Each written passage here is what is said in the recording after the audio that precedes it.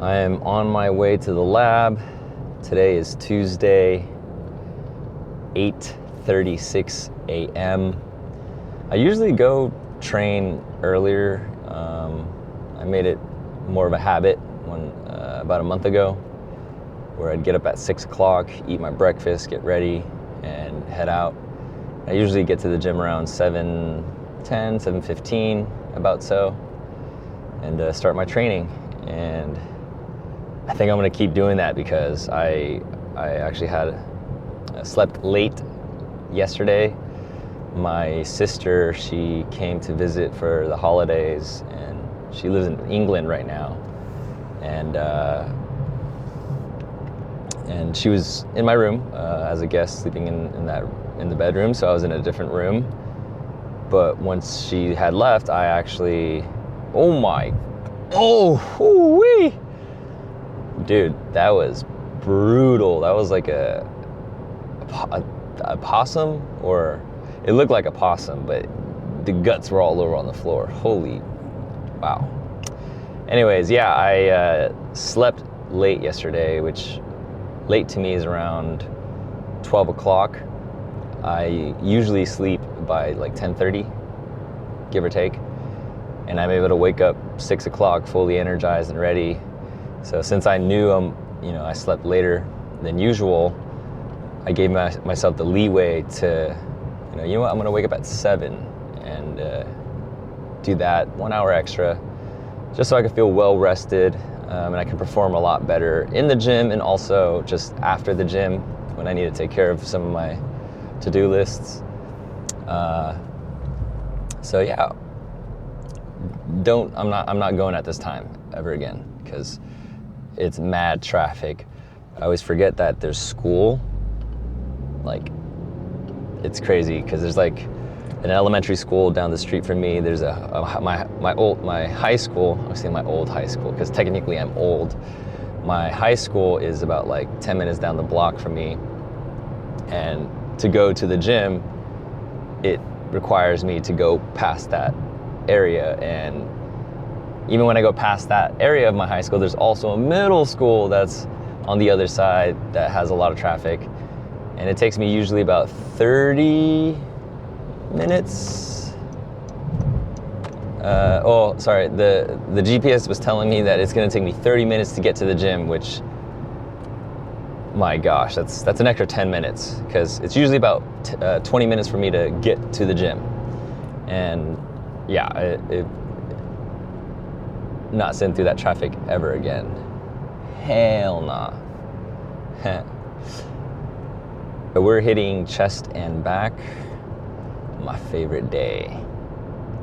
It feels like I just did chest and back, which I technically did. I did that on Saturday. Yes, Saturday. Today's Tuesday. Sunday, Monday, Tuesday. But this is the first reset. Each week it's back at the first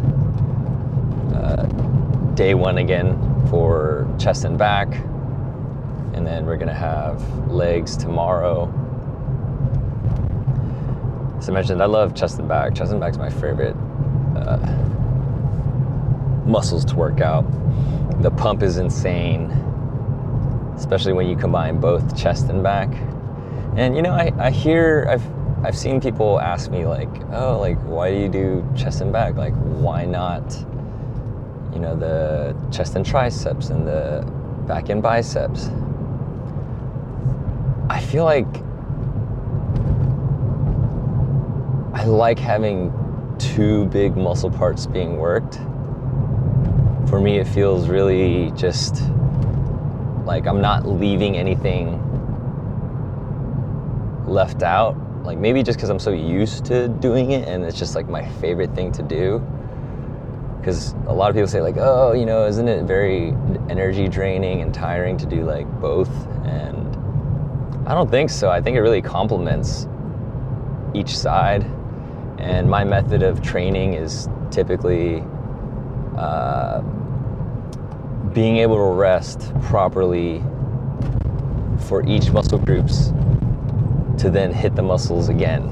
And what I mean by that is my program is basically doing chest, back, chest, back, chest, back, chest, back. So I do 4 chest and 4 back, all in one day today. And I do spend a lot of time on these days. Typically I spend roughly, lately it's always been 3 hours in the gym. And I'm not the type of person to rush my workouts, you know, and I think being able to rest my chest and back is super optimal, right? Like I'm able to actually give my chest a rest while I'm hitting back, and then once I finish hitting back, I get to rest my back, and then I can hit my chest. It's basically allowing me to really fully recharge for the next workout for each muscle. That way, you know, I personally think I could do more volume, right? Spacing out those opposite muscles. Because if you look at it for, you know, just chest and tricep day, right? People tend to not, I mean, it just depends. Like everyone has a different way of working out. So if you do chest and triceps, some people will do 4 chests back to back to back to back. And don't get me wrong, like that's still gonna fatigue your muscles and you're still gonna grow from that. But my issue with that is I feel the recovery time isn't enough for your chest to rest. When you go to the next chest workout, you just feel that the lactic acid, it burns, and you can feel it's tired, right? But you're like, oh, well, I'm just gonna hit it again anyways. And when you try and hit it, you're only able to get so many reps in where it's like, oh man, like if I had rested 20, 30 minutes for that chest, I feel like I could do another full sprint and be like 100%. That's how I kind of see it. So yeah, so how I would kind of create an analogy, again, I always use this analogy when it comes to like sprints, right? Imagine you have to do 4 rounds of sprints. So you have 4 sets of chest. Let's just say it's 4 sets of 100-meter sprints. You got to sprint your ass off. Or let's just say a 400-meter sprint, right? So here's the analogy. Imagine having to sprint 400 meters all the way across. And you do just 1 round and you're like breathing so hard. You're like, like I need a rest. Like I need to catch my breath. Like my legs are burning. It's like, no, go and run again. Do another second lap, go. And then eventually that second lap, you're barely sprinting. You're like, at this point, you're just walking because you're out of breath, your legs are on fire, and you're not even able to continue the sprint. And they're like, well, keep running until you complete the 4 sprints, the 4 laps. And most likely you may not be able to complete the 4 laps because you're just gassed out. You used all the fuel in your body where there's no time for you to rest, and you probably didn't get to the 4th lap on those sprints. Versus, let's say, you run that full sprint and you gave it your 100%, bam, you've hit the finish line. Coach says, hey, take a 10-minute rest, drink water, hydrate, come on, relax, let those lactic acid stuff go away, catch your breath. All right, boom. Now he did that, sprint again, completes it. A little bit difficult, but still able to fully complete that lap. Rest 10 minutes again. So I think of it as efficiency and being optimal. And if you guys know, the burn, the lactic acid, because it gets super sciencey. I'm not like this a very sciencey stuff when it comes to the terminologies, because I know like there's lactate and the lactic acid. That lactic acid is like a way for your muscles to not be damaged, and that's why you get that feeling or whatever. Yeah, so that the burn does not correlate to muscle growth. What makes the muscle grow is volume, how much your muscles is pushing, right? So the more weight you push, the more reps and sets that you push, the more your muscles are gonna grow. So what better way is to rest your muscles so you can keep hitting them nicely, cleanly, and efficiently for those lifts. So yeah, that's my training philosophy. Some people like to just go back to back, feel the burn, and rep it out as much as they can, and you know, to each their own. But I've found that, especially as a natty person, it's pretty efficient in my eyes, because if you're not natty, typically anything you do that you constantly train, your muscles are going to grow 10x, no questions asked. So I just got to the gym. Hopefully that explanation kind of helps a little bit. I was a little sloppy with it, but time to train. I guess this will be my main set. I did my first set and I thought I put a 5 on for some reason. I was like, oh, it's easy. But then it was the same weight from last week, but I hit 9 reps. So I just grabbed my 2.5s from the car. So I'm doing 160 pounds. Yeah, so I went from 155 last week to 160 this week. Playing a little conservative, so we're going to see how this is going to feel. Whew.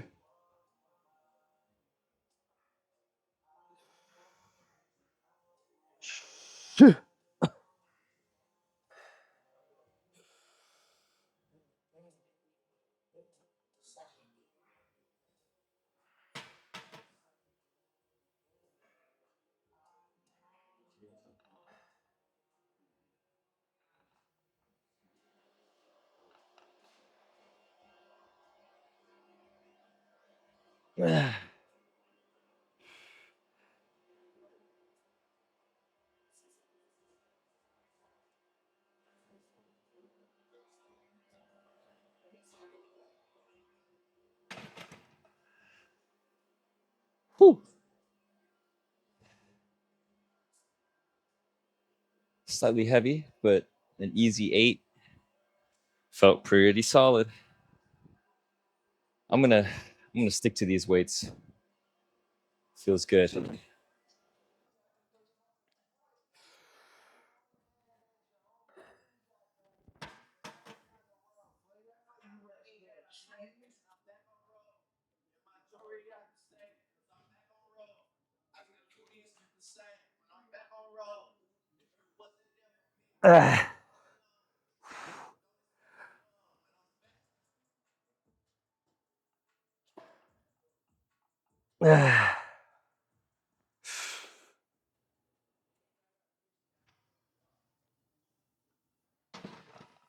Ooh.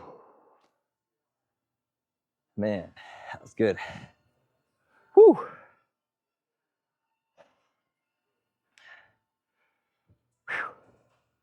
That was a tough number 8. At 7 reps, it was pretty much everything I gave, and then I could tell I was like, ooh, I'm not sure if I can go for the 8. So I knew I had to use a little bit of that momentum and that assistance for the last rep. But I'll still count that. Got 8. We're doing single dumbbell arm rows. Yee.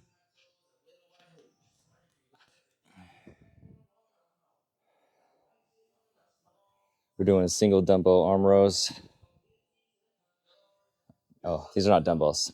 We're gonna do single arm rows. I'm doing so last week I did 45s, but I only hit like 9 reps, 8 reps, 7 reps, 6 reps. So it felt pretty heavy. And my goal is to hit, if anything, I want to try to do 10.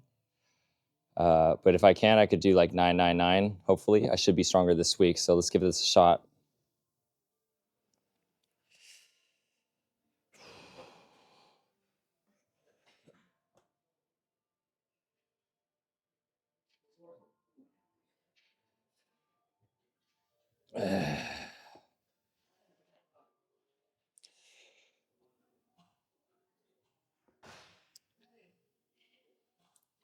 One.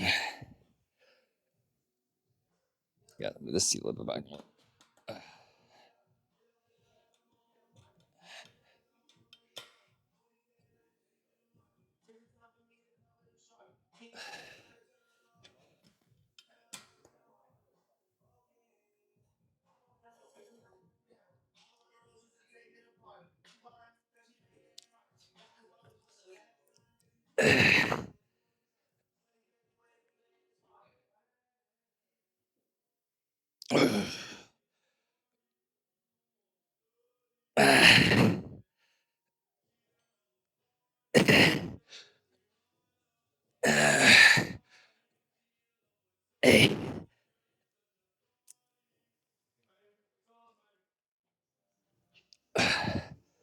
Oh yeah, easy 10.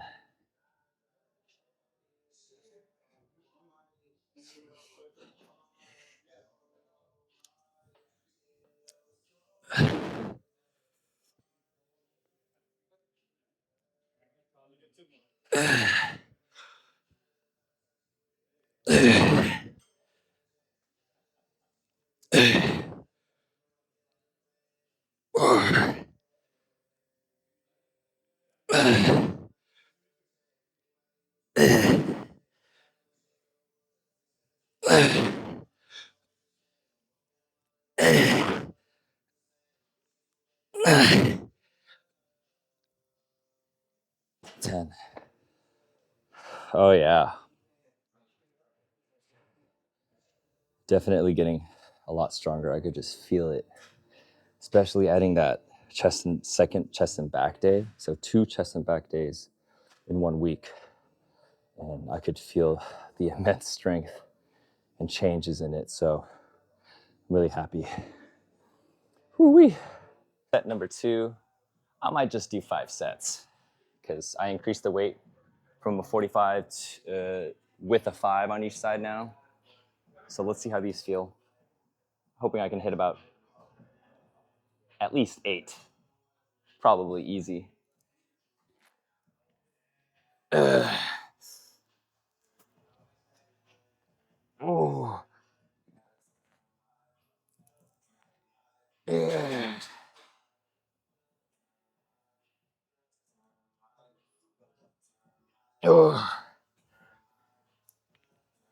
Ah.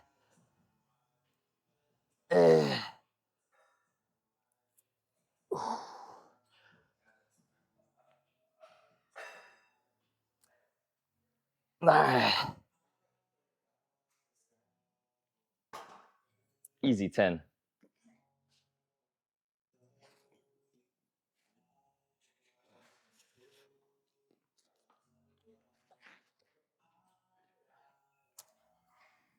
Oh.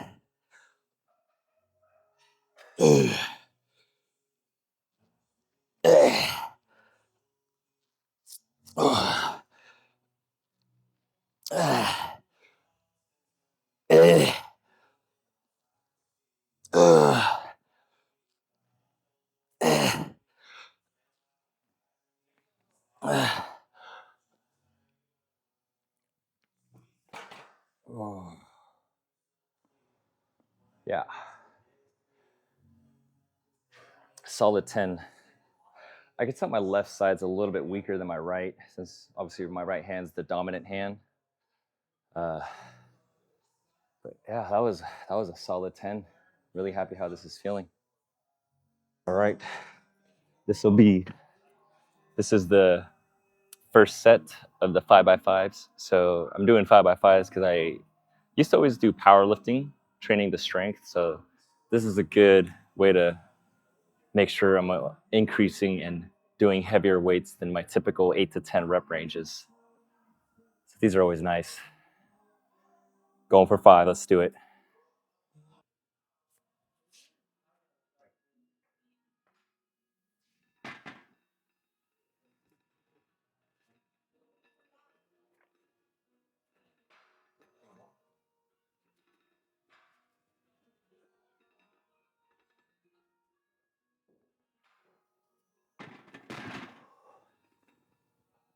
Ooh, those were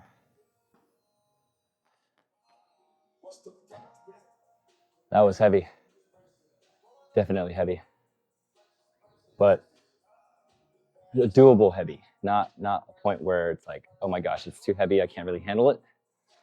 Towards the end, since I don't have a spotter, I again just try to do a little momentum to help push it up. I was able to get that 5. I feel like the first 4 were a lot more clean. So I'm gonna give myself a little bit of some rest for this one and see how I'm able to do. I'm thinking I could do another 5 if I rest a good 2 to 3 minutes right now. It's getting pretty hot. This is like until like 6 months more, then I'll feel badass. But you know that feeling when you're like buff as shit, you got the pump under that sweater, and then just like everyone's watching, or you think everyone's watching, but no one gives a shit. You're just like, all right, time to show off these, you know, gains. Just kidding.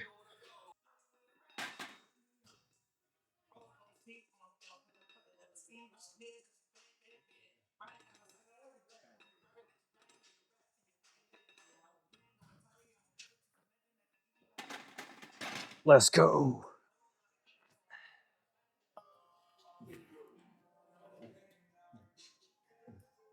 One.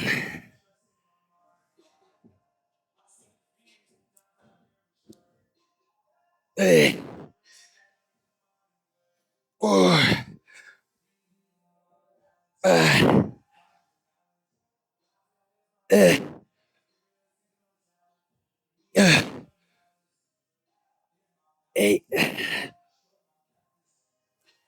9. Woo. 10.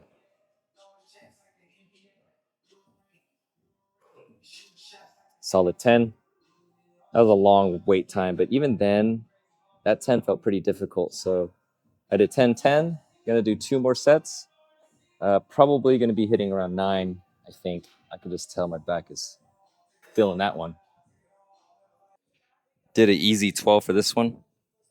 So I'm gonna increase, and I just added on a 45 and a 25 on each side. So we're looking at about 60, that's wrong, 70 on each side. So that's 140 pounds. And I'm trying to go for 12. It's a bit of a big jump, but I feel like I could just tell it was really light. So let's keep it going.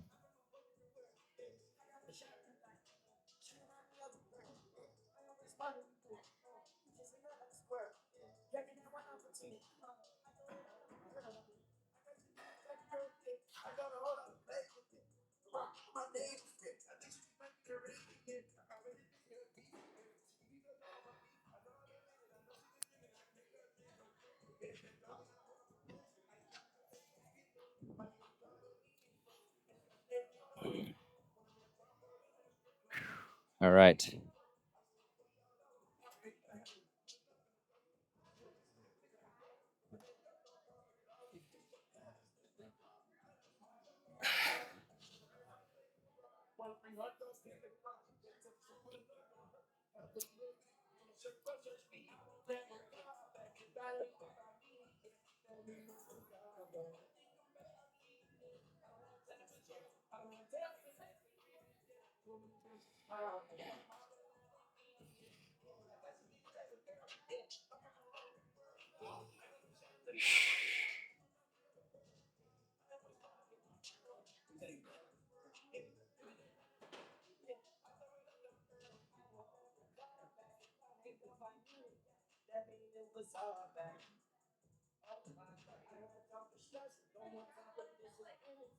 All right. Set number 2.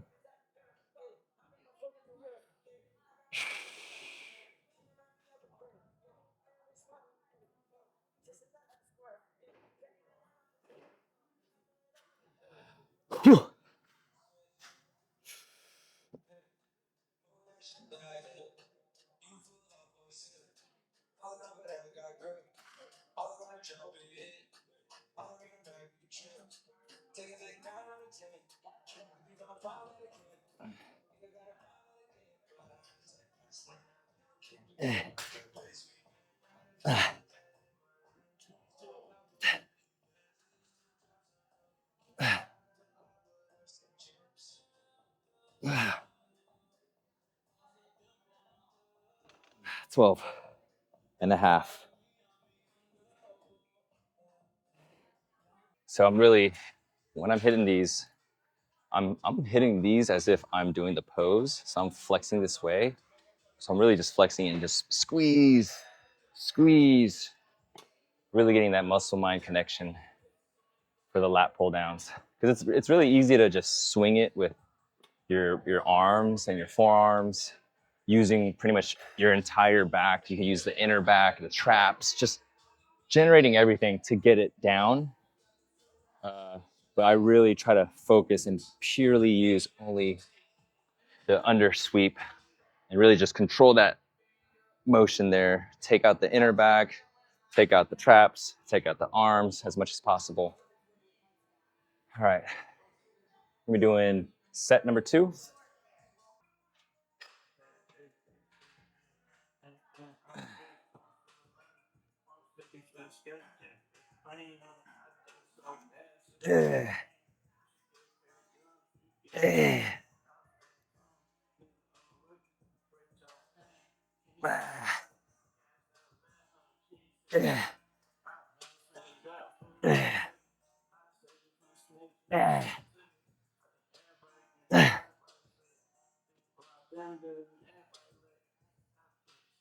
Ah.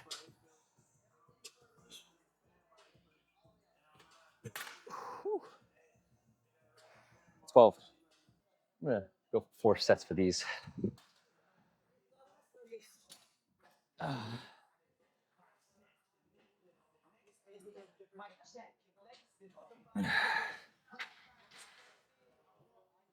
One.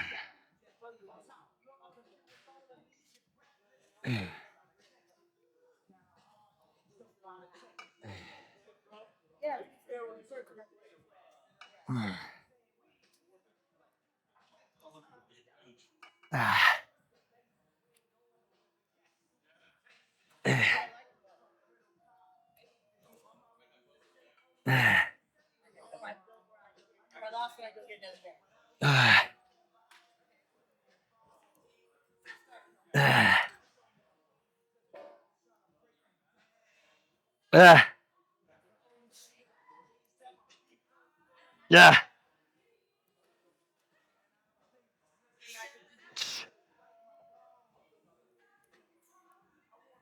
Yeah. Whew. Close grip underhand. My lower back feels pretty solid, so I'm going to get back to these workouts. And then I'm going to be doing a bicep and a tricep workout to finish off the day. 54 kilograms. Let's see how much we go for these.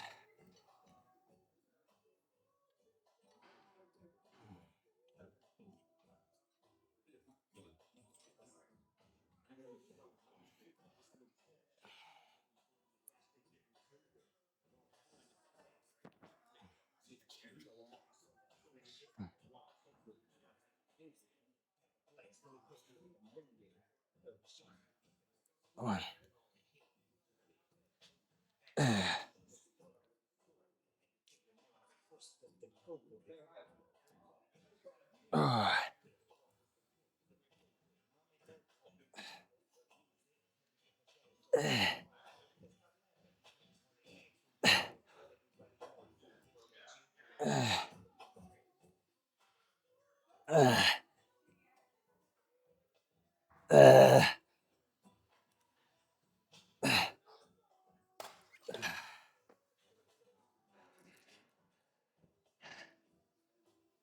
I think that 11th rep is like a 10 and a half, 11. I think that was 11. Solid 11, felt really good. Dude, that was a very, very long workout session. I got to the gym around what? Give or take around easily 9 o'clock. Oh God, it's so late. Don't do what I do. Talk to people and get super into conversation.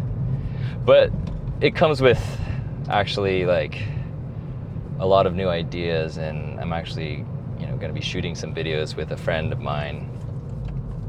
But yeah, I got to the gym at 9. It's 2:30 right now. 10, 11, 12, 1, 2. Yeah, that's obviously I didn't work out the whole 5 hours, of course, but I still got to do everything that I needed to do in my workouts. So that's all that matters. What really matters is being able to get in those sets and put your focus all in those sets when it happens. So there was a lot of resting in between sets because I would run into a friend and they would talk to me, and then eventually I'll get back into my set like 10-15 minutes again. And so it definitely threw off a little bit of my training, but it didn't throw me off in a sense of like I got weaker or anything like that. I actually was able to hit more volume because I rested so much. So in a way, it's like I actually lasted even longer because I gave myself a bit of too much rest, which again, don't want to rest too much, just enough to the point where you feel like, okay, I'm ready to hit it again, since your muscles are like warmed and activated.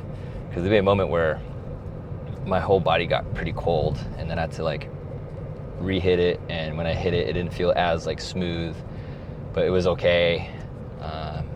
Yeah. So that car talks. Yeah, I mean, a lot of cool things came out of those conversations. It wasn't just like surface level talking, and it definitely had to do with self-growth, and I think that is something that I do want to talk about, is self-love. I know it's very cliche now on the internet, like you hear it everywhere, but it still rings true till this day that self-love is the only kind of love that will give you everything that you need. And what I mean by that is like the only person that is really going to give you the high five and the genuine true appreciation of what you do, whether it's in whether that has to do with success, right? Like, oh, good job for doing this, good job for studying, good job for working. Only you really know how much effort you put into yourself, and whether it's in a workout, a class, somewhere in your job, like you can hear all the external validation you want from someone, but if you knew deep down that you didn't really put that much effort and you didn't really try that hard, and someone goes out and says, oh my God, you did so good, like good job, right? That feeling, hearing it from someone, really doesn't mean anything. Maybe the ego might like it a little bit, like it's like because you yourself are kind of like, I didn't like how much effort I put in, but I'll take it. I'll take this person external love for me and try to make it feel comfortable, make it feel like I did deserve that. Wow, you did amazing. And that's something that I've actually always, I wouldn't say I struggled with. I'm basically someone who's super harsh with myself. Like I don't give a rat's ass if someone tells me like, good job. But deep down, like hearing that, it can kind of make you feel good.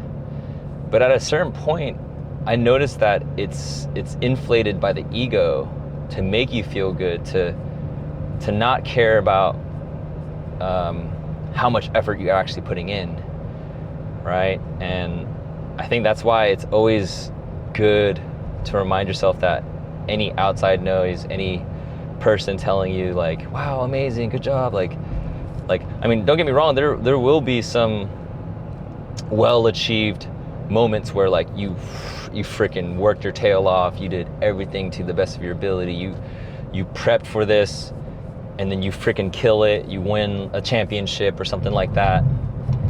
Everyone's gonna be like, oh my God, like, dude, congrats, that's so amazing. And like that kind of love combined with you knowing that you did everything that you can to achieve that goal, that is the most self-fulfilling love, because you knew that you gave it your all, and then you actually went and got it. Like, first, you're just, congratulating yourself to the deepest core of your heart, where you're just like, wow, like you freaking did it. You did such an amazing job. Like, you got that trophy, you got that first place, amazing. Like, you're just so proud. And knowing that aligns with other people that are gonna see it from the outside, it's almost like, that recognition is true.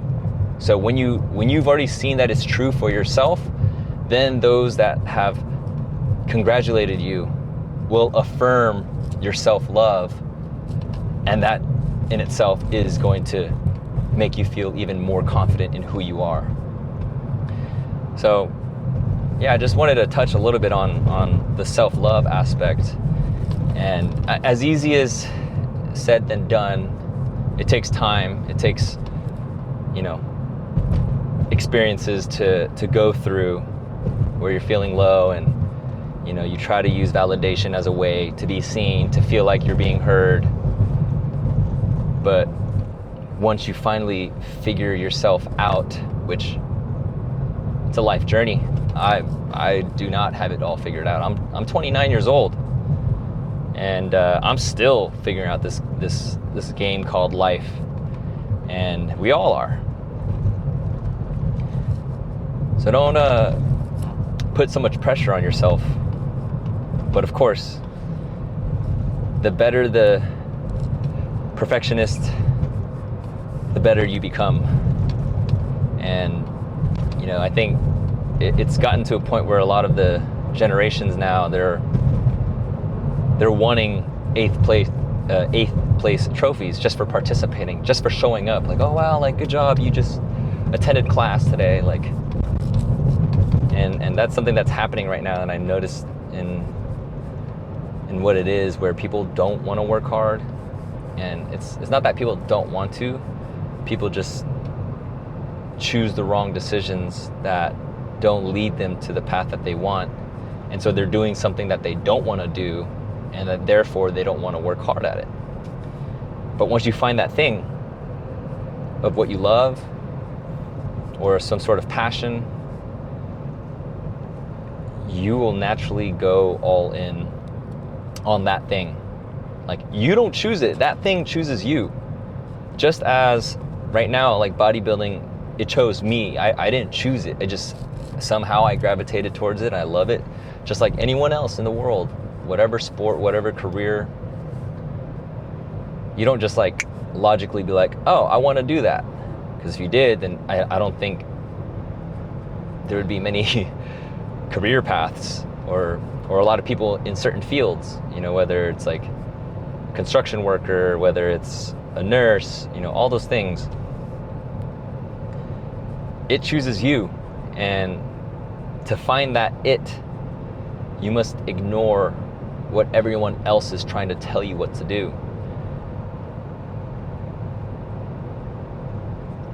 You may gain a sense of inspiration from some people, from content creators, things of that nature, which I think that's what's great about social media, is that it can create a spark for those that want to try something new, because there's just unlimited things that you can see on social media.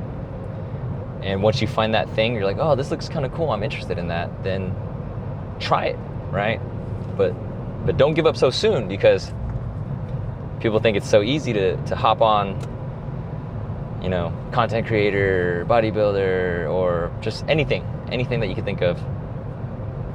People will only try it for a few months and be like, it's not for me because it's so hard. Like, this person has 1 million followers and they're doing so well. Like, but you kind of liked it, but because you compared yourself to those people, you decided not to continue with it, which it's not good. And I think that's like the problem with our generation, is the ADHD brains, and I want more content. This is boring. And you're just like trying everything you can to fill that gap up with that thing that's missing. And really the only thing that's missing is you. The thing that is missing is you inside of you. And to find you gotta silence the noise. You know, I always, like, even I still have a hard time a little bit, but I found that I've become a lot more in tune with myself, because I barely scroll now. I don't really stay on my phone, and that's a bad habit, because you start to take on everyone's ideas and take on what's happening in the trends. And don't get me wrong, there's definitely points in time where you can make it intentional, where it's like, I'm gonna scroll so I can find an idea that I think can resonate with me and I can turn it into something, versus you just go on your phone, you're just like going in the machine and scrolling all day long. That is gonna drain you. So if you have an intention, make sure you set an intention for scrolling. That way you can actually get ideas of what you want to do.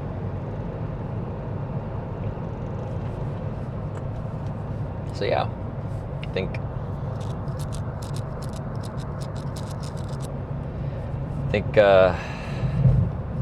it's all really just a game, and it's becoming a little bit, well, it's funny, it's become easier to do what you want, but it's become harder to focus.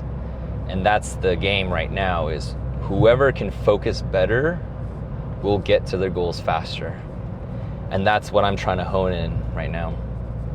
Staying focused, removing my distractions, being around an environment that helps support my vision. And then from there, it's go time. And I'm excited for that. And I honestly don't know what I'm doing with this YouTube. I'm just, like I said, I'm just kind of,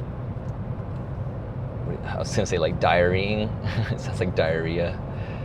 Like kind of diarying my journey, or should I say documenting my journey, really, when it comes to lifting, I guess. But also, as I'm doing this, I'm getting new ideas that I can try and play around with. So I'm hoping that I can, create something different from this format, because obviously everyone is trying the Sam Solik format, and he started that, and that's how I started recording. And again, and that's that inspiration, right? But now it's to try something that is original from you, and see what you can come up with. Be bored. Something I hear, that when you sit with yourself in silence, you're able to receive these downloads and these like insights of yourself. You can call it God, angel, whatever you want to call it. But there's moments where you just receive these like random ideas. And in order to hear those ideas, you got to be in silence. You got to be in boredom. And I think that's what we've lost as well, is being able to be bored. Because when you're bored, you become curious, right? If you think about like little kids, and they're so full of imagination, they're able to play with a little doll or a toy and like create a whole story and character in their minds, and like it's just being able to create, right, out of boredom, curiosity. And that is something that I'm trying to continue cultivating and honoring.